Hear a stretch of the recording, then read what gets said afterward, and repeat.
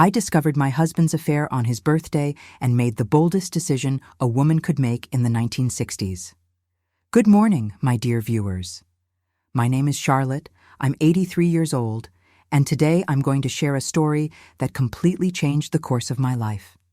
Before I begin, I'd love if you could leave a like on this video, subscribe to the Grandma's Diary channel, and comment where you're watching from. I'm always curious to know where the people who listen to my stories come from.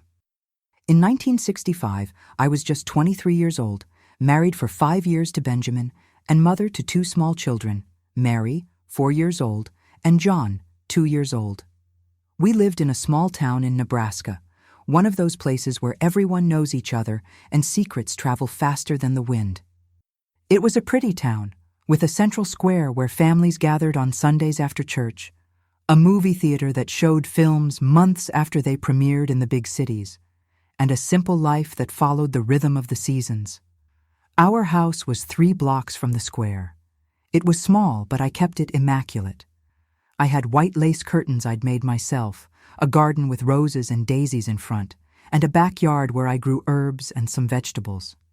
It wasn't luxurious, but it was our home, built with great sacrifice. Benjamin worked as an accountant at the only bank in town. He was a respected man, always well-dressed in his dark suits and neat ties. Every morning, he left at 7:30 with his leather briefcase under his arm after drinking the coffee I prepared before sunrise. I was proud to see my husband leave so elegant, knowing that at home everything was in order for when he returned. In those days, you need to understand, a woman's role was very different than it is today. I had only studied through what we called junior high, as my father said women didn't need much education since their destiny was to marry and take care of the home. And so I did. I married at 18, shortly after meeting Benjamin at a church summer fair. He was 30, considered a good catch, and my parents were happy with the marriage. My routine was like that of many women of that time. I woke up at 5 a.m. to prepare breakfast for the family, got the children ready, cleaned the house, washed and ironed clothes, sewed, cooked, tended the garden, and took care of the children. At night, when Benjamin arrived, I already had dinner ready, the children bathed, and I still found time to look presentable, with my hair done and a clean dress. A woman is judged by her husband's appearance and her children's behavior. That's what my mother-in-law, Mrs. Elizabeth, always said when she visited us on Sundays, and I strived to ensure that judgment was the best possible. My children were always clean and well-behaved. Benjamin's shirts were the whitest and best pressed in town. Our house, though simple, shined it was so clean. I believed I was living in a happy marriage. Benjamin wasn't a man of many words or displays of affection, but he gave me security and respectability. Sometimes he brought small gifts, a ribbon for my hair, a scented soap, a piece of fabric for me to sew something new. They weren't grand romantic gestures, but I interpreted them as signs that he thought of me. On Sundays, we went to church as a family. I wore my best dress, usually one I had sewn myself. I put on a discreet hat and white gloves. The children looked impeccable, and Benjamin always elegant in his dark suit. After church, we would have lunch at my in-laws' house or receive visitors in our home. It was a simple, predictable life, but it seemed secure to me. The evenings, after the children fell asleep, were quiet. Benjamin read the newspaper while I did some embroidery or prepared clothes for the next day. We talked little, but I didn't find it strange. Men of that time weren't ones to talk much about feelings or share concerns with their wives. Topics like money, politics, or work were considered improper for female ears. It was in March 1965 that things began to subtly change. The bank where Benjamin worked hired a new secretary, Alice. She had come from Chicago, where she had studied typing and other courses that qualified her for the job. She was 25, single, and lived with a widowed aunt who had moved to our town years before. The first time I heard about Alice was during a Sunday lunch at my in-laws' house. Benjamin commented about the new employee, praising her efficiency and intelligence. "She's a very capable young woman," he said. "She brought modern methods that are helping to better organize the bank's files." I didn't give it much importance at that moment. It was natural for Benjamin to talk about work, and there was nothing strange about praising a competent colleague. But I remember that my mother-in-law shot a quick glance at my father-in-law, one of those looks that couples exchange when they want to say something without using words. In the weeks that followed, Alice's name began to appear more frequently in conversations. Benjamin told about the improvements she was implementing at the bank, about her innovative ideas, about how the manager was impressed with her work. I listened to everything with polite interest, without suspecting anything. It was in April that I noticed the first change in Benjamin's behavior. He started coming home later from work. At first, it was just 15 or 20 minutes. Then, it became an hour or more. The explanations were always the same. We had to reorganize the files. The manager asked me to finish a report. There was a last-minute meeting. I accepted the explanations without questioning. After all, the work at the bank was important, and I had been raised to be an understanding wife. I would rearrange dinner, keep the food warm, and when he arrived, I would serve him as if nothing was different. In May, I began to notice other signs. A different perfume on his shirts, a sweet perfume that certainly wasn't what I bought for Benjamin on his birthday. Lipstick stains on the white collar that, when questioned, were explained as pen ink that leaked, or must be jelly from lunch. Phone messages that made him restless, calls that he quickly hung up when I entered the room. Still, I tried to push the suspicions from my mind. These are silly ideas, I told myself, as I washed the shirts more vigorously, trying to remove any trace of that strange perfume. Benjamin is a respected man, a family father. He would never do something like this. But the evidence continued to accumulate.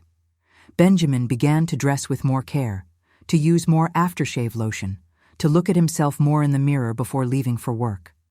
He started receiving phone calls on Sundays that he answered in a low voice, saying afterward it was bank business. He began attending evening meetings that had never existed before. I felt increasingly anxious, but I didn't share my concerns with anyone. In those days, marital problems were private matters that should stay behind closed doors. Besides, I was afraid of what people might think or say. Was I an inadequate wife? Was I failing in some aspect? What would my parents, my in-laws, the people from church say? Then, in June, what I feared most happened. It was the day of the annual town fair, an important event that attracted people from all over the region. The bank would close early, and Benjamin had forgotten the lunch I'd prepared at home. I decided to take it to him, thinking of making a pleasant surprise. When I arrived at the bank, it was almost empty. Most of the employees had already left to enjoy the fair. I entered through the side door, used by employees, which was open. The main room was deserted, but I heard voices coming from the file room. I approached silently, without intending to spy, just wanting to know where Benjamin was to deliver his lunch. The file room door was ajar, and it was then that I saw the scene that would change my life forever. Benjamin was there with Alice. He held her by the waist, and they kissed in a way my husband had never kissed me. I heard him say affectionate words, promises, declarations that I had never received in 5 years of marriage. I left the bank without being noticed, carrying back the untouched lunch and a broken heart. I walked through the streets of the town like a sleepwalker, not seeing or hearing anything around me. At home, I looked at the innocent faces of my children and cried silently as I prepared dinner, as on any other day. That night, I served dinner to Benjamin as if nothing had happened. We talked about trivialities, about the children, about the town fair. He didn't mention Alice, or the bank, or the forgotten lunch. And I, gathering all my strength, smiled and pretended that my world hadn't crumbled hours earlier. It was the longest night of my life. Lying beside him, hearing his quiet breathing as he slept, I wondered what I had done wrong, why I wasn't enough, what Alice had that I didn't have. Questions without answers that tormented me until dawn. In the days that followed, I lived in a kind of stupor. I continued with my routine, taking care of the house and children, preparing meals, washing and ironing clothes. But inside, something had broken. the trust, the security, the certainty that my marriage was solid. All of this had disappeared in that moment in the file room. I needed concrete evidence, something that could confirm what my eyes had seen and my heart already knew. So it was that, one afternoon, when Benjamin was at work and the children at my mother's house, I decided to do something I had never done before: search his office in our home. I'll never forget that June afternoon. The children were with my mother, who had offered to take them to the park, and Benjamin was at work. The house was quiet, just the tick-tock of the living room clock marking each second of my anguish.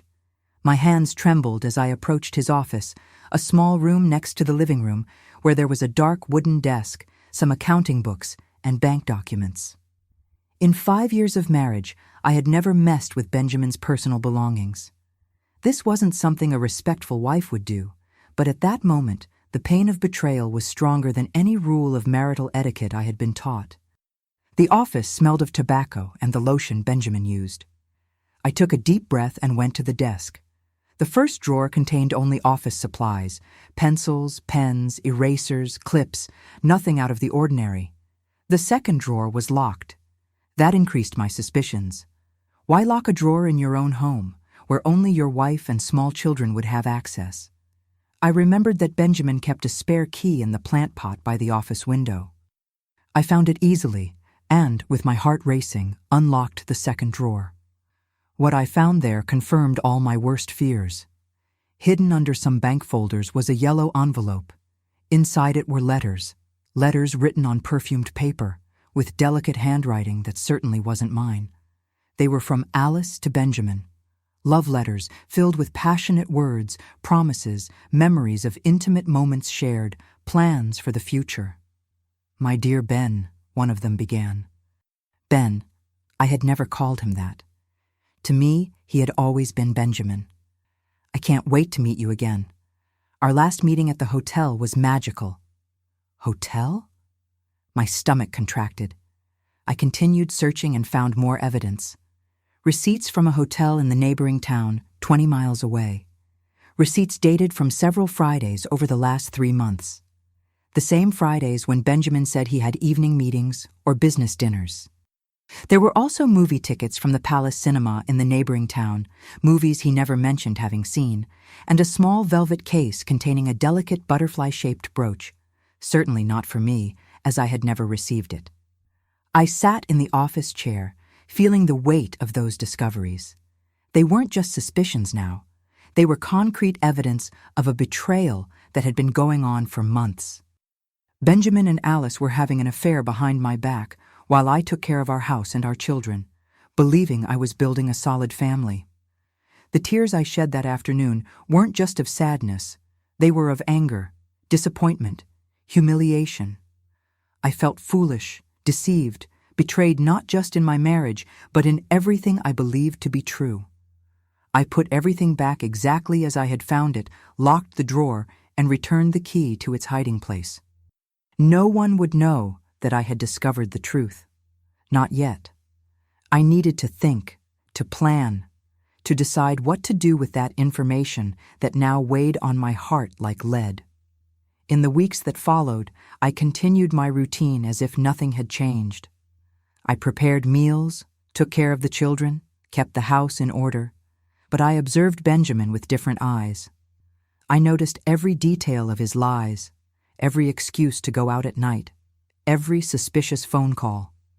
He seemed not to notice my silent suffering, or perhaps he didn't care enough to notice. He continued his double life, dividing himself between the role of respectable accountant and husband and his secret meetings with Alice. July arrived, and with it, the proximity of Benjamin's birthday. He would turn 35 on the 15th, a Thursday. 2 weeks before, during dinner, he mentioned that he would like to celebrate the date with a small gathering. "Nothing too big," he said. "Just family and some colleagues from the bank." Colleagues from the bank. That would include Alice, of course.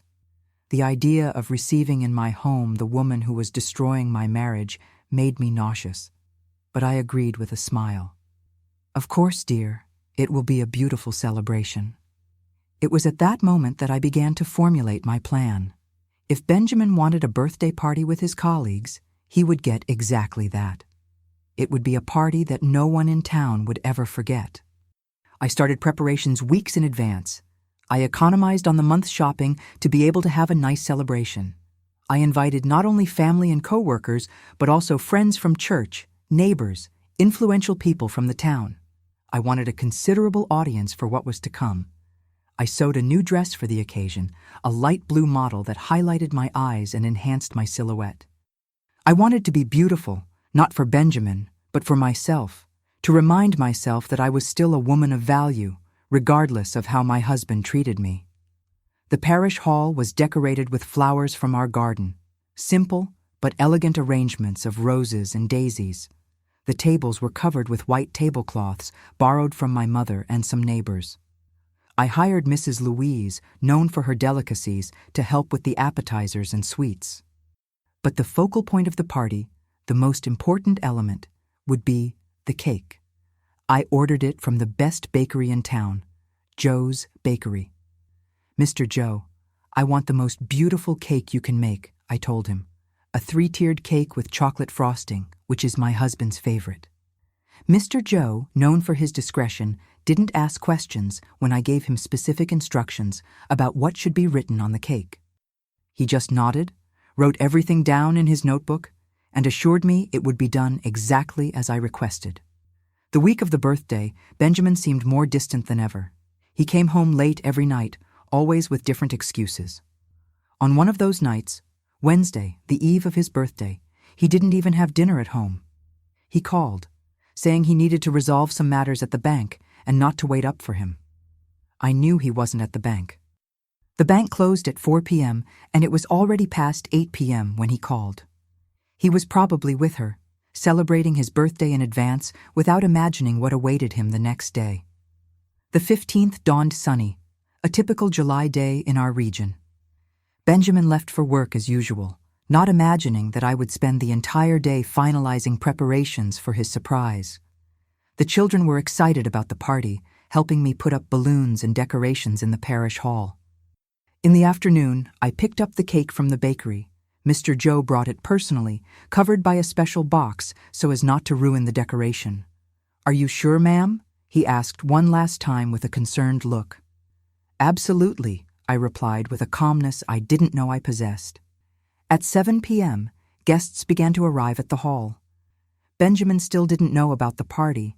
I had told him we would just have a family dinner. My brother-in-law was in charge of bringing him with the excuse that he needed to talk about an important matter at the parish hall. I observed carefully when Alice arrived, accompanied by 2 other bank employees. She wore a tight red dress that drew attention. Her hair was impeccably arranged, and her lipstick matched the dress. She was beautiful, I couldn't deny. Young, modern, different from me in all aspects. She greeted me with a fake smile, complimenting the decoration and asking if I needed help with anything. The audacity of that woman, to enter the party organized by the wife of the man with whom she was having an affair and pretend cordiality. I responded politely but coldly that everything was under control. At 8 p.m., Benjamin arrived, visibly surprised to see so many people gathered to celebrate his birthday. He smiled, thanked everyone, greeted everyone. When he saw Alice, there was a quick exchange of glances that only I, attentive to every detail, noticed. The party went on normally for about 2 hours. There was music, dancing, lively conversations.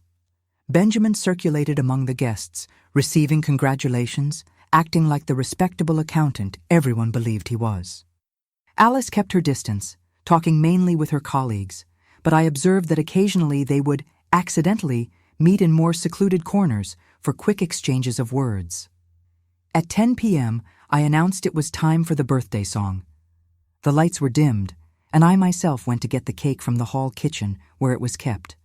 I carefully placed the candles, 35, one for each year of Benjamin's life, and lit them. I carried the cake with steady hands to the center of the hall, where Benjamin waited, surrounded by guests. The smile on his face began to fade as he approached, and could read what was written with icing on the chocolate frosting. "Happy birthday, love from Alice." Silence took over the hall. All eyes moved from the cake to Benjamin, from him to me, and then to Alice, who had visibly paled. The bank manager, Mr.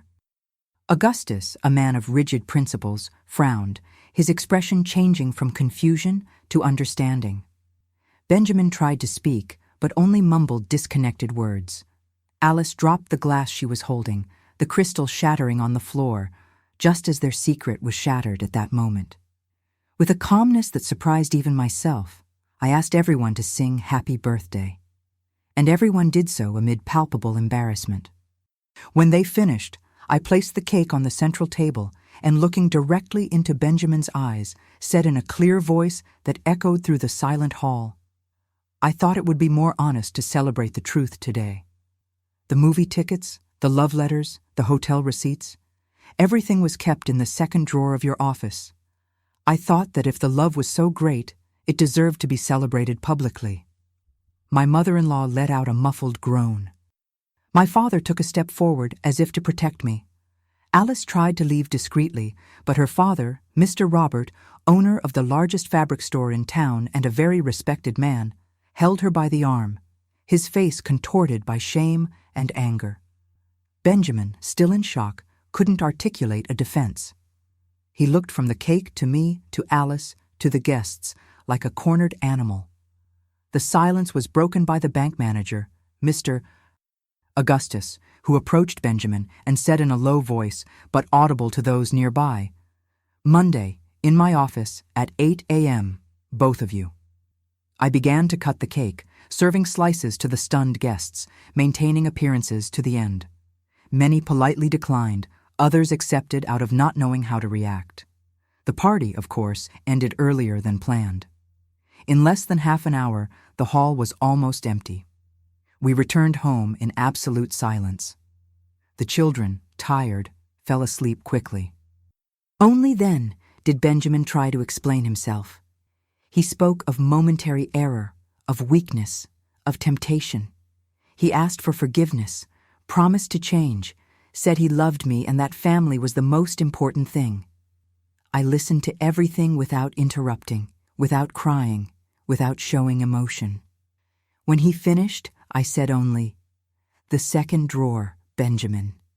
For months, while I took care of our children and our home, you kept evidence of your betrayal in the second drawer, thinking I would never discover it.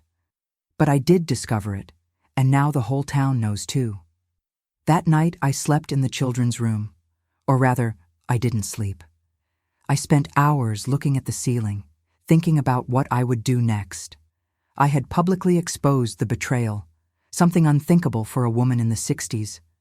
I had humiliated my husband in front of all local society. But what would come after? What would be the consequences of that act of courage or madness? The answers began to emerge the very next morning when the telephone rang at 7 a.m. It was my mother, concerned.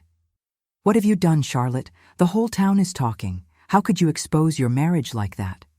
She didn't ask about Benjamin's betrayal, didn't question how he had hurt or betrayed me. Her concern was with the public exposure, with the scandal I had caused. It was the first of many similar reactions I would face in the days and weeks that followed. In 1965, a betrayed woman was supposed to suffer in silence, forgive, move on. I had broken that unwritten rule and would pay the price for it. But as the phone continued to ring and news of the scandal spread through town, a strange sense of freedom began to grow within me. I had exposed the truth, had refused to be a silent victim. And even though the path ahead was uncertain and frightening, for the first time in a long time, I felt I had taken the reins of my own life. On Monday after the birthday, Benjamin left home early without breakfast. He was pale, with deep dark circles, the result of a weekend spent between pleas for forgiveness and promises of change. I knew he was going to meet Mr. Augustus at the bank. What I didn't expect was the call I received around 10 a.m. "Mrs. Charlotte?" The voice on the other end of the line was from Mr. Augustus himself.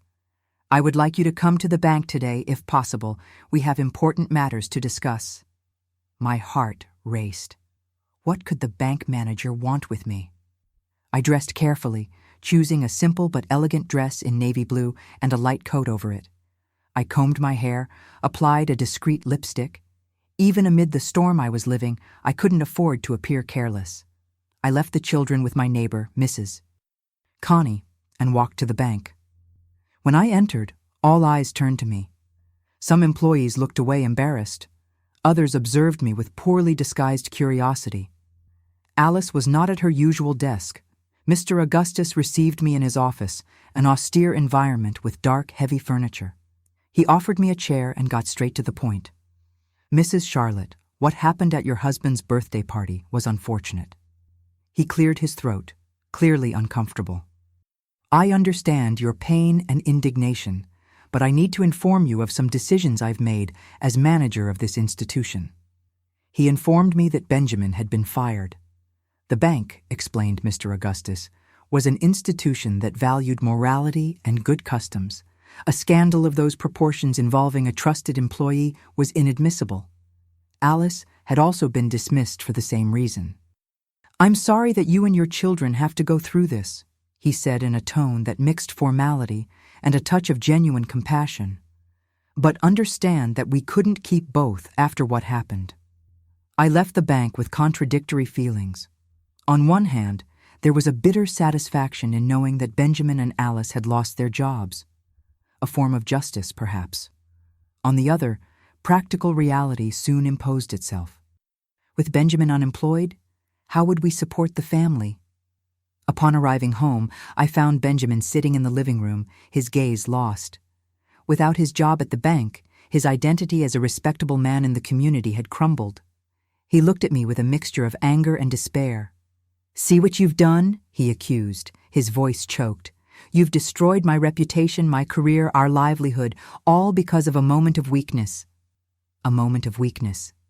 The letters, the hotel receipts, the secret meetings for months on end, all reduced to a moment of weakness. The audacity of those words ignited in me an indignation that I didn't know I could still feel. "It was you who destroyed everything, Benjamin," I replied, my voice firm despite the tears that threatened to fall. "Your choices, your lies, your betrayal. I merely exposed the truth you tried to hide." The following days were ones of heavy silence in our house. Benjamin spent hours away, supposedly looking for work, but I knew he frequented the corner bar, drowning his sorrows and shame in glasses of whiskey. When he returned, he either locked himself in the office or slept on the couch, avoiding my presence. Meanwhile, the community around us was divided. For some, especially the older and more traditional, I was the villain of the story, the wife who didn't know how to maintain discretion, who exposed her husband to ridicule, who should have swallowed the betrayal in silence to preserve the family. For others, especially some younger women, my act was seen as a kind of unusual courage, almost revolutionary. My mother-in-law, Mrs. Elizabeth, came to visit me a week after the incident. She didn't come to offer support, but to reprimand me. Sitting stiffly in our living room, with her dark dress and pearl necklace, she seemed the personification of judgment. "A wife must know how to forgive, Charlotte," she said, her lips tight with disapproval. "Men? Well, men have weaknesses. A wise wife pretends not to see and keeps her home together." I listened to her sermon in silence, my hands occupied with the embroidery I had started days before, a mechanical gesture to calm the nerves. When she finished, I raised my eyes from the fabric and responded with a calmness that surprised her. "I respect your opinion, Mrs. Elizabeth, but I cannot respect a marriage built on lies. My children deserve to grow up seeing the value of truth and dignity." She left indignant, promising that God would punish my pride. That same night, Benjamin announced that he had gotten a job in a city 120 miles away. An acquaintance of his father had recommended him to work as an accountant in a furniture factory. "It's a fresh start," he said with a flash of old enthusiasm.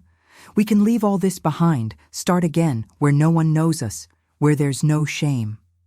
I looked at him, at the man with whom I had shared 5 years of my life, the father of my children, the center of my world until a few weeks ago. And at that moment, I knew the time had come for the most difficult decision of my life. "No, Benjamin," I replied in a low but firm voice. "I won't go." The shock on his face was immediate. In his mind, I should be grateful for the opportunity to preserve the marriage, to keep the family together, to escape the scandal. He didn't expect a refusal. "What do you mean you won't go? Are you crazy? What will you do here alone with 2 children to raise? How will you survive?" They were valid questions that I had asked myself countless times in recent days, but something inside me, a seed of determination that perhaps had always been there dormant, had awakened. "I don't know exactly how it will be, but I know I need to discover who I am beyond being your wife. I need to show our children that a woman can have dignity and strength even when everything seems to be crumbling." Benjamin alternated between anger and pleading in the days that followed. He tried to convince me in every way. He appealed to the well-being of the children, to the financial difficulty I would face, to society's judgment of a separated woman. He even involved my parents, who came terrified by the idea of their daughter becoming a divorced woman, a term used at the time for separated women, laden with stigma and prejudice.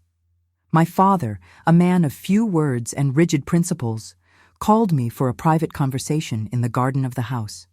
"Charlotte, think carefully about what you're doing," he said, his voice trembling with contained emotion. "A woman alone, with children to raise, life will be very hard. And what will people say? How will your children grow up without a father?" I looked at the rose bushes I had planted years ago, now flowering and strong. "Dad, if I stay with Benjamin just out of fear or convenience, what example will I be setting for my children? What kind of life will I have pretending nothing happened, swallowing my dignity every day?" I saw in his eyes a gleam that could be of contained tears, or perhaps a reluctant pride that he himself didn't understand. He nodded slightly, squeezed my shoulder with his hand calloused from work on the farm, and never brought up the subject again. Benjamin left on a rainy August morning. He took 2 suitcases with his clothes and personal items, some books, and documents from the office. He said goodbye to the children with lengthy hugs and tears he didn't try to hide. For me, just a distant wave from the door, his eyes still hurt, but already resigned to my decision. When the door closed behind him, I felt a mix of terror and liberation. I was alone at 23, with 2 small children to raise, without a profession, without income, in a society that saw separated women as social pariahs. What would I do now? Practical reality soon imposed itself. Benjamin had left some money, enough for 2 months of expenses if I economized to the maximum. After that, he promised to send a monthly amount for the children's support, but I knew I couldn't depend on just that. In the same week he left, I started looking for work. It wasn't easy. In our small town in the 60s, options for a woman with only junior high education were extremely limited. I was rejected at several stores. The owners, many of them present at the fateful birthday party, didn't want to associate their establishments with a woman of tarnished reputation. Prejudice surrounded me on all sides. Neighbors who used to greet me now crossed the street to avoid encounters. At church, I felt disapproving looks, poorly disguised whispers when I passed. The mothers of Mary's friends no longer allowed their daughters to play at our house. It was Mrs. Connie, my closest neighbor, who extended the first helping hand. A lady in her 60s, widowed for more than a decade, she managed the small municipal library on her own. "I need an assistant for a few hours a week," she told me as we had coffee on her porch. "The pay isn't much, but it would allow you to work while the children are at school." I accepted immediately. The work was simple: organizing books, helping register new titles, attending to the few library patrons. But for me, it represented much more than a way to earn bread. It was the first step in building a new identity, beyond wife and mother. With the little I earned at the library and the irregular financial help that Benjamin sent, we managed to survive, albeit with many limitations. I had to learn to fix things that I would have simply replaced before, to transform leftover food into new meals, to sew not just as a hobby, but out of necessity. The children felt their father's absence, of course. John, still small, didn't fully understand what had happened. Mary, older, asked difficult questions to answer. Why did Daddy leave? Doesn't he like us anymore? When is he coming back? I tried to explain in the simplest and most honest way possible, without demonizing Benjamin, but also without hiding that our marriage had ended. Daddy is living in another city now, because adults sometimes need space. He loves you very much, and the three of us will be fine together. At night, after they fell asleep, I allowed the tears to come. They weren't just tears of sadness or regret, but of a complex mix of emotions, fear of the future, loneliness, but also a strange sense of freedom that was beginning to flourish amid the difficulties. In September, 2 months after Benjamin's departure, I received an unexpected letter. It was from the principal of the municipal school, Mrs. Amelia, inviting me for an interview. They needed someone to temporarily replace a teacher who would go on maternity leave. I know you only have junior high education, said Mrs. Amelia during our conversation. But Mrs. Connie spoke very highly of your dedication at the library, of how you help the children who go there to research. We need someone for the initial grades, and I believe you have the profile. That's how I became a substitute teacher, teaching the first letters to 7- and 8-year-old children. The salary was still modest, but better than the libraries, and the working hours coincided with my children's school schedule. I discovered, to my surprise, that I loved teaching. There was a deep satisfaction in seeing the little faces light up when they understood something new, in knowing that I was making a difference in their lives. The children, unlike adults, didn't judge me for being a separated woman. To them, I was just Teacher Charlotte, the one who told stories with different voices and drew animals on the blackboard. Gradually, a new life began to take shape. A life I had never imagined for myself, but which, in some strange and unexpected way, seemed more authentic than the previous one. I was discovering abilities I didn't know I possessed, facing challenges that before would have seemed insurmountable. It wasn't easy. There were days when the money barely covered the basics, when fatigue seemed to consume every fiber of my being, when the nocturnal solitude weighed like a stone on my chest. There were moments when I questioned my decision, when the idea of having accepted the fresh start with Benjamin seemed tempting in its simplicity.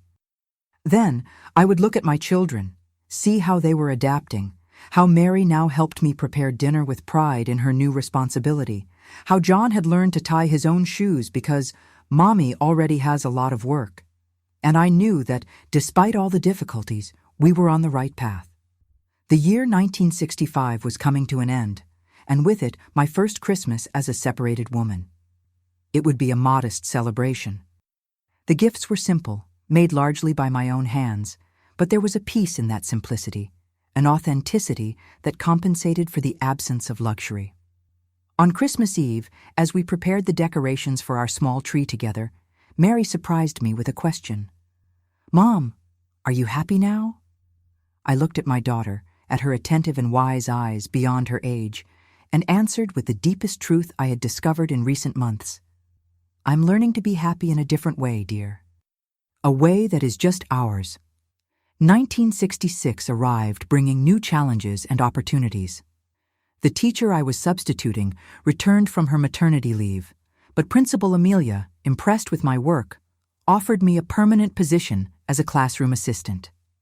The salary was lower, but it still represented a security that I couldn't refuse.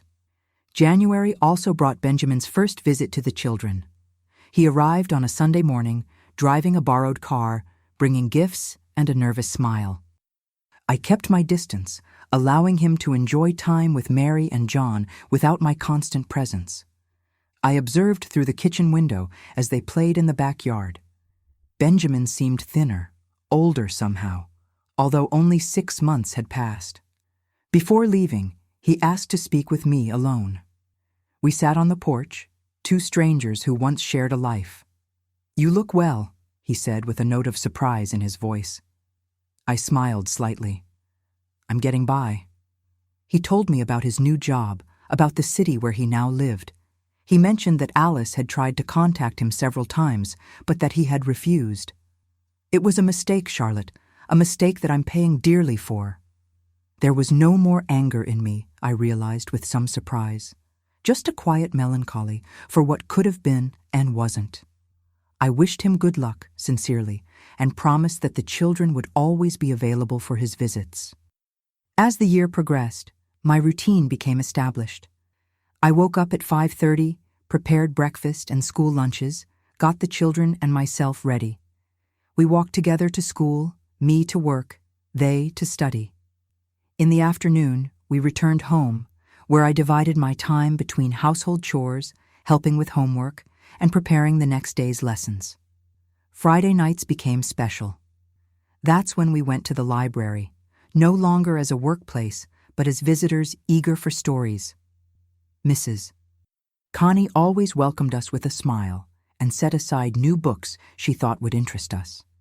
It was there, among the dusty shelves of the small municipal library, that I discovered a passion for knowledge that had lain dormant for years. I began to study on my own after the children fell asleep. First, it was literature books, the classics that I never had time or encouragement to read. Then, pedagogy manuals borrowed from the school that helped me improve my work as an assistant. And finally, high school textbooks, preparing myself for a dream that was beginning to take shape, to complete my studies formally. In July 1966, I discovered that the neighboring town, 20 miles from ours, offered an evening adult education program for those who wanted to complete high school. It was an opportunity and an immense challenge. It would mean 3 nights a week away from home, depending on precarious buses, arriving home late. What would I do with the children? Once again, it was Mrs. Connie who offered me a solution. The children can stay with me on the nights you have classes.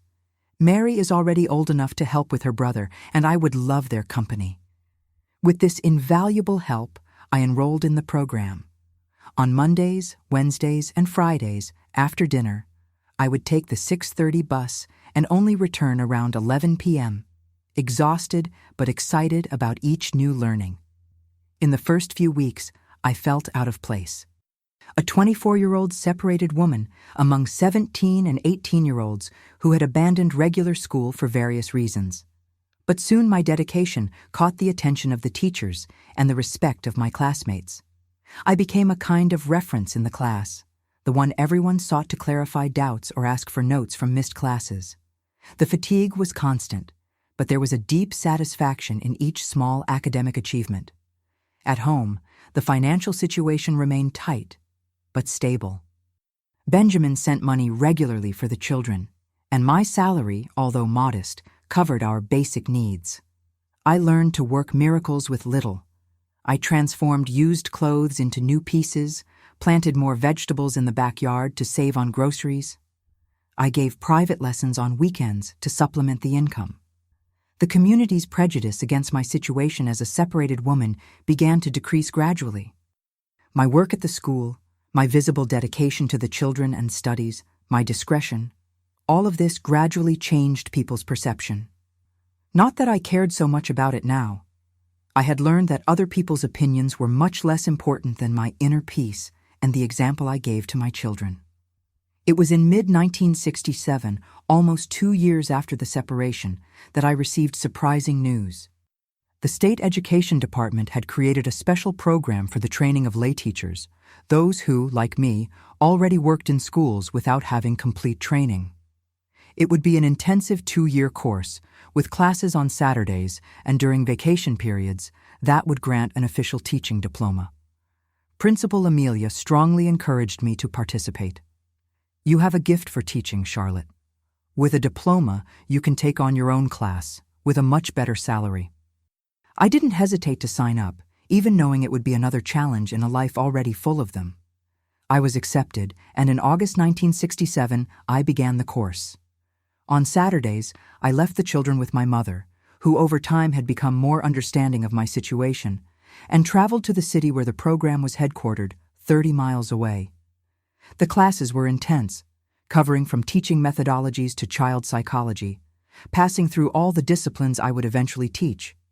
We were about 40 lay teachers from the region, most of them women, many in a situation similar to mine, struggling to build a career that would provide independence and stability. Among us, a mutual support network formed. We shared not only notes and study materials, but also life experiences, advice on how to balance work, study, and family, shoulders to cry on in difficult moments. It was in this group that I made my first true friendships since the separation. Women who saw me for who I was, not for what had happened in my marriage. One of these friends, Celeste, was a teacher in a rural school and a single mother of 3 children. Her story was even harder than mine. Her husband had abandoned her without any financial help, forcing her to build everything from scratch.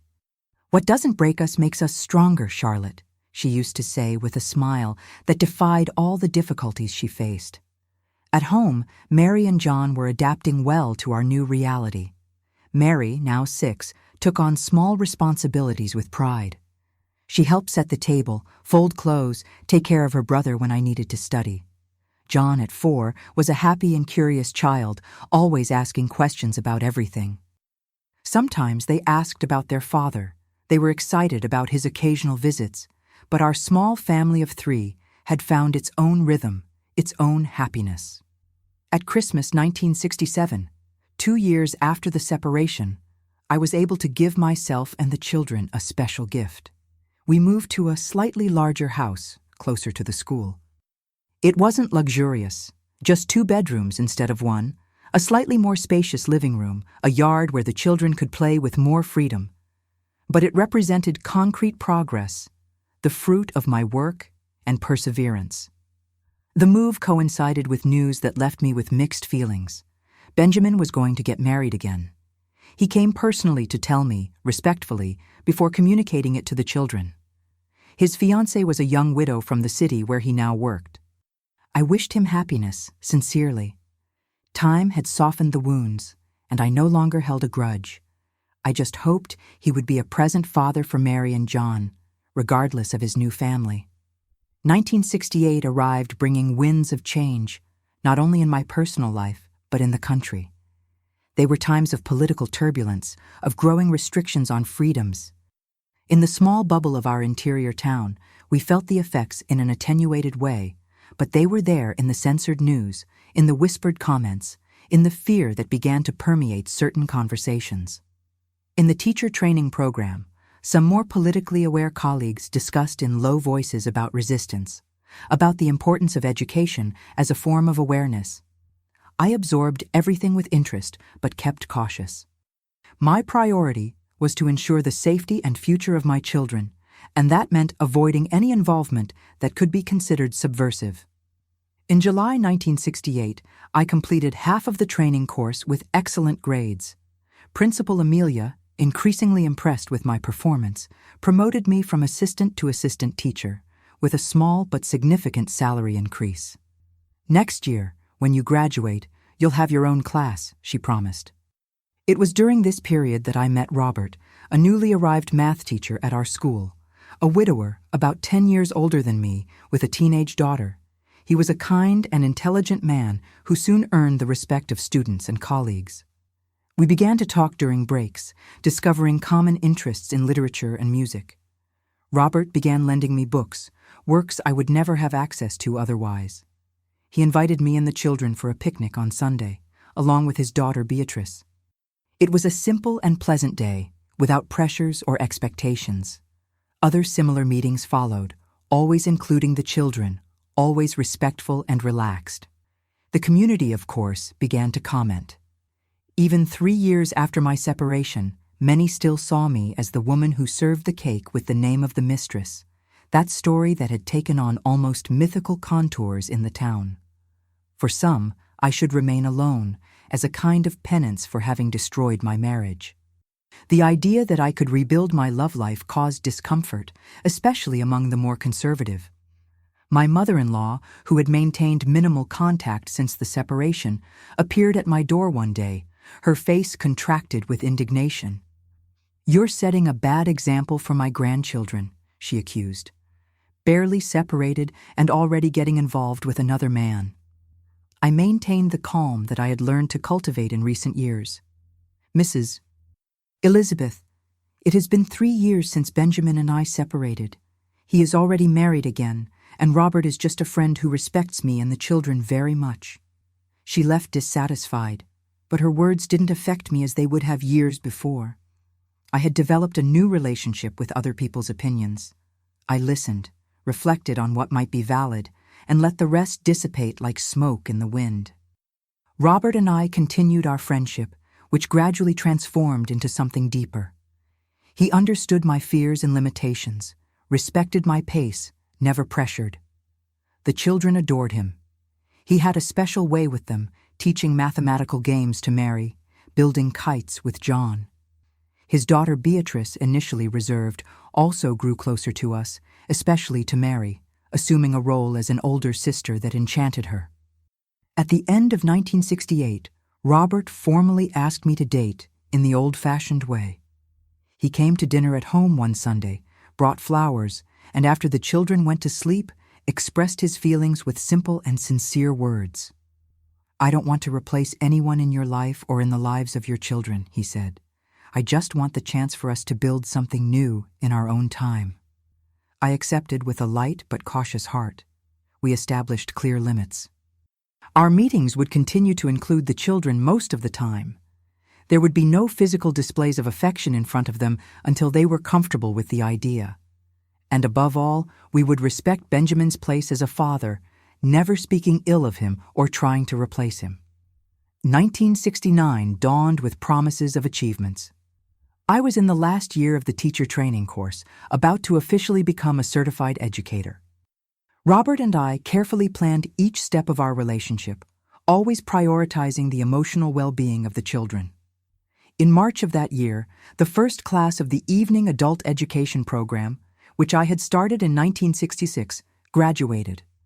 At 27, I received my high school diploma with Mary and John proudly applauding in the audience, alongside Robert and Beatrice. It was an achievement that seemed impossible when everything crumbled in my life years earlier. In August came another important realization: the completion of the teacher training course. The ceremony was simple but emotional.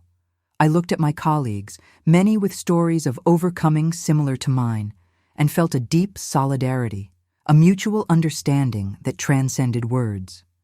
Amelia kept her promise. In 1970, I took on my first class as a head teacher, the second year of primary education, with 28 students between 7 and 8 years old. The salary was significantly better, the responsibilities greater, but I felt prepared and enthusiastic. I had found my vocation amid the ruins of what I once believed to be my only possible path. Mary, now 9, and John, 7, flourished. They were intelligent, sensitive, and resilient children. The relationship with their father, although intermittent due to distance, remained healthy. Benjamin had matured over these years, becoming more present in their lives, respecting my role as a mother and primary caregiver. Robert had become a constant and beloved presence in our small family nucleus. His patience and genuine affection for the children conquered even the most skeptical in the community.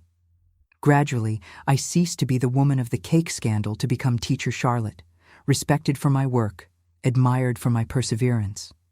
Looking back at that terrified young woman who served a cake with the name of the mistress at a birthday party, I barely recognized the person I was.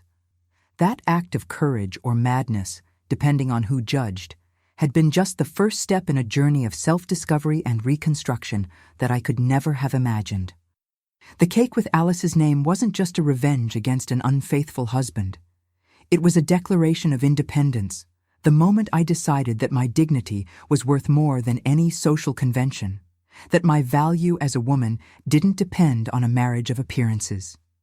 If I could go back in time and advise that young 23-year-old Charlotte, frightened about the future after exposing her husband's betrayal, I would say, "Courage, girl. The path will be difficult. There will be days when you'll question every decision, when the weight of loneliness and judgment will seem unbearable. But you'll discover a strength you didn't know you possessed. You'll build a much more authentic and fulfilling life than you ever imagined. And one day, you'll look back and be grateful for having had the courage to serve that cake." At the end of 1970, Robert asked me to marry him. It was a simple proposal, without grand dramatic gestures.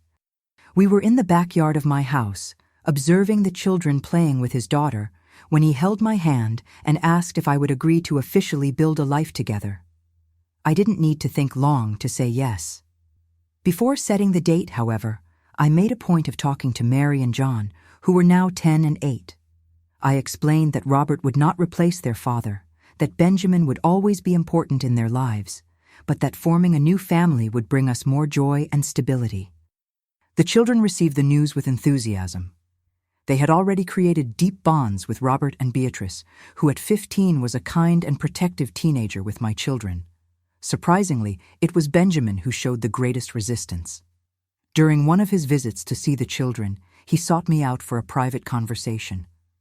"Are you sure this is what you want, Charlotte?" he asked, his face betraying an emotion I didn't expect. "Marriage is a serious thing. You've already been through a difficult divorce." I looked at him, trying to understand the true root of his concern. "Yes, Benjamin, I'm sure. Robert respects me, loves the children, and we've built something beautiful together over these years." He nodded slowly. "I just don't want you or the children to get hurt again." There was sincerity in his words, perhaps even a flash of what could have been regret. "I appreciate your concern," I replied calmly, "but I've learned a lot about myself in these years. I'm no longer that young woman who accepted everything without questioning." Our marriage was celebrated in March 1971, a simple ceremony at the courthouse, followed by a small reception in the backyard of our house. Only close family members and a few dear friends were present. My parents, already reconciled with my choices. My friend Celeste from the teaching course, Mrs. Connie, who had been my first support in difficult times, Principal Amelia, and some colleagues from the school. Benjamin didn't attend, but he sent a telegram wishing happiness and a gift for the newlyweds, a porcelain set that, ironically, was much more beautiful than what we had received at my first wedding. Life as a family with Robert brought a tranquility that I hadn't known before. He was a man of few words, but consistent actions. He helped with household chores without my needing to ask. He actively participated in the children's education and encouraged my professional growth. We moved to a larger house that comfortably accommodated our expanded family, close to both the school where I taught and the state college where Robert taught mathematics. Mary, John, and Beatrice developed a relationship that was truly fraternal, with the typical discussions and reconciliations among siblings. Beatrice, the oldest, naturally assumed a protective role, especially with John, who adored her and sought her approval in everything he did. In 1972, I received an invitation that would again change the course of my career.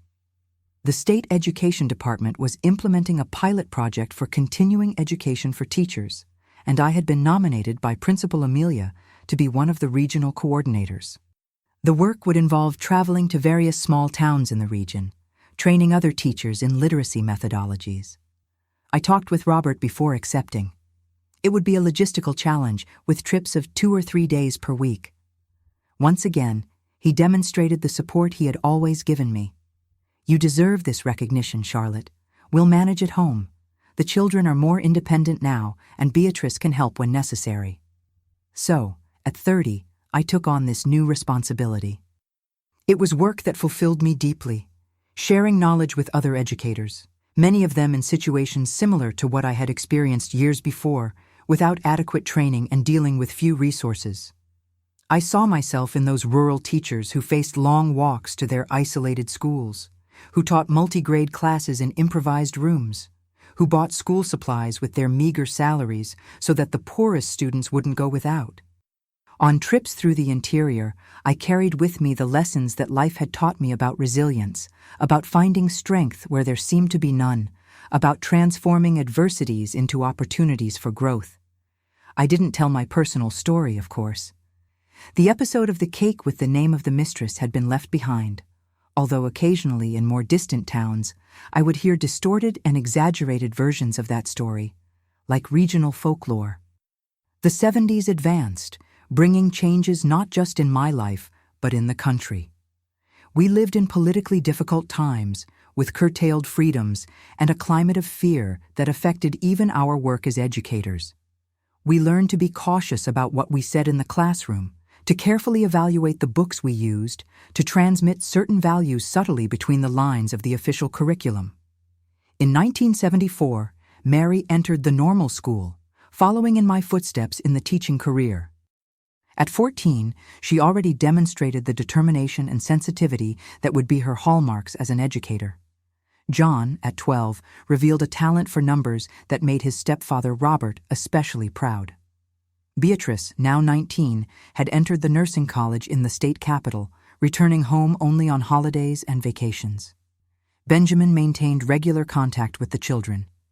His second wife had given birth to a girl, Lucy, with whom Mary and John developed an affectionate relationship as half-siblings. The wounds of the past had healed, giving way to a mutual respect between us. When we met at events related to the children, we were able to converse civilly, even exchange a few words about our current lives.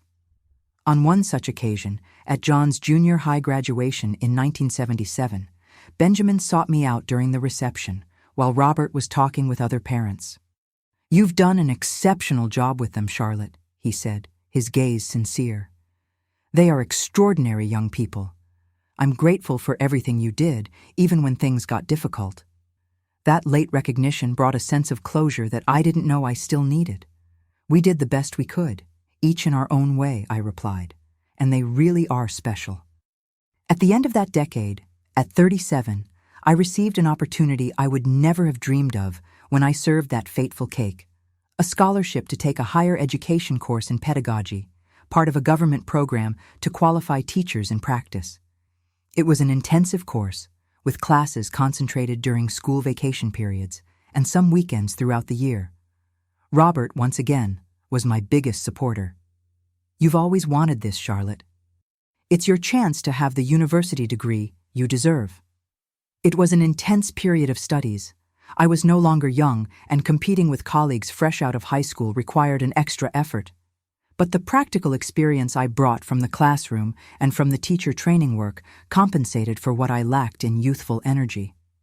I graduated in 1981, at 39, with a final thesis on literacy in rural contexts, which was praised by all professors. The 1980s brought new challenges and joys. Mary graduated as a teacher, and soon after married Paul, a young engineer she had met during a visit to the capital. John entered the accounting college, following a different path from his father, but still in the area of numbers that attracted him so much. Beatrice became the head nurse at the regional hospital, got married, and presented us with our first grandson, or rather, grandson of the heart, since biologically, he was Robert's nephew. In 1985, at 43, I was invited to assume the direction of a newly inaugurated school in the outskirts of the city. It was an immense challenge. The region was deprived. Many children came from families in vulnerable situations. The building had a precarious structure and basic resources were lacking, but I saw there an opportunity to make a difference in a broader way. Robert, already near retirement as a teacher, decided to accompany me in this new project, voluntarily taking on math reinforcement classes for students with more difficulties. We formed an efficient duo. He with his infinite patience to explain the same concepts in different ways until the student understood. I with my ability to mobilize the community, get donations, involve parents in the school life of their children. We transformed that school into a space of welcome and true learning. The walls, previously gray, were painted with vivid colors by the students themselves. We created a community garden that not only complemented the school meals, but taught science in a practical way. We organized a collection of books from donations, since we didn't have an official library. It was at this school that I remained until I retired in 1997, at 55. On the day of my farewell, former students from various generations appeared to thank me. Among them was a young teacher who had been my student in first grade and now would take over my literacy class. "You changed my life," she said emotionally. "When I entered your classroom at 7, I barely spoke. I was so shy. You were the first person who really listened to me, who believed I could be more than circumstances allowed me. Today, I'm here to continue your work. Retirement didn't mean inactivity. Robert and I dedicated ourselves to an adult literacy project in the rural area, traveling twice a week to remote communities. It was volunteer work, done with the same love and dedication as always. Seeing 60-year-old men and women learning to write their own names for the first time brought an indescribable satisfaction. The 2000s arrived, bringing both joys and the inevitable losses of age. Robert passed away in 2005 at 77 after a brief battle against an aggressive cancer. It was 34 years of a happy marriage, of true partnership, of quiet and constant love. His departure left an immense void, but also the certainty that we had built something beautiful and lasting together. I moved forward, as I had always done in the face of adversities. My children, now adults with their own families, were my greatest pride and consolation. Mary had become the principal of the same school where I had retired, continuing the work I had started. John, after years working at a bank, opened his own accounting firm, employing young people from the underprivileged community where he had grown up. Beatrice, although not my biological daughter, was just as close, visiting me regularly and including me in all family celebrations. In 2010, at 68, I received a tribute I would never have expected. The school where I worked for so many years was renamed after me, Charlotte Smith Municipal School. Seeing that plaque at the entrance of the building, now renovated and expanded, was one of the most emotional moments of my life. At the ceremony were 4 generations of former students, from those already gray-haired from my first class to freshly literate children. Today, at 83, I look back and see that terrible moment when I discovered Benjamin's betrayal and made the impulsive decision to expose it publicly through a cake was, in fact, the beginning of a journey of self-discovery and fulfillment that I would never have lived otherwise. It wasn't easy. There were moments of despair, of doubt, of tears shed in the solitude of night. There was prejudice, judgment, closed doors, but there were also extended hands when I needed them most, unexpected opportunities, the discovery of strengths I didn't know I possessed. Benjamin passed away 3 years ago. I attended his funeral alongside our now adult children. There was no more hurt or resentment, just the understanding that we are all human, imperfect, capable of both hurting and healing. Alice, curiously, was also there. I recognized her immediately, despite the decades that had passed. After the ceremony, she sought me out, visibly nervous. "Charlotte," she said, her voice trembling, "I never had the courage to tell you, but I ask forgiveness for the suffering I caused. I was young, selfish, didn't think about the consequences." I smiled and held her wrinkled hands between mine, equally marked by time. "It was so long ago, Alice. Life took us on such different paths, and in the end, perhaps it was better this way." And indeed it was. That cake with the name of the mistress, which at the time seemed like a catastrophe, a humiliation, an end, was, in fact, the beginning of everything. The beginning of the independent woman I became, of the educator who transformed lives, of the mother who raised strong and upright children, of the wife who found true love based on mutual respect. If I'm here today sharing this story with you, it's because I believe that no pain is in vain when we transform through it. My message for anyone facing what seems to be the end of everything is trust. Trust in your inner strength, even when it seems non-existent. Trust that there is a path ahead, even when the darkness is so dense that you can't see the next step. And remember, sometimes it's precisely when everything seems to be crumbling that we are, in fact, building the foundations of something much more beautiful and authentic than we could ever have imagined. That cake with the name of the mistress wasn't the end of my story. It was just the first chapter of a full life that I myself wrote with my own hands, one day at a time. My dears, I hope my story has touched your hearts. If you've made it this far, I would very much like you to leave your like On this video, subscribe to the Grandma's Diary channel to hear other stories of overcoming like mine, and share with someone who perhaps needs to hear that after the storm always comes fair weather. Don't forget to comment what you thought and where you're watching from. Each of your comments brightens my day and makes me feel that my story was worth telling. Thank you very much for listening to me with such affection.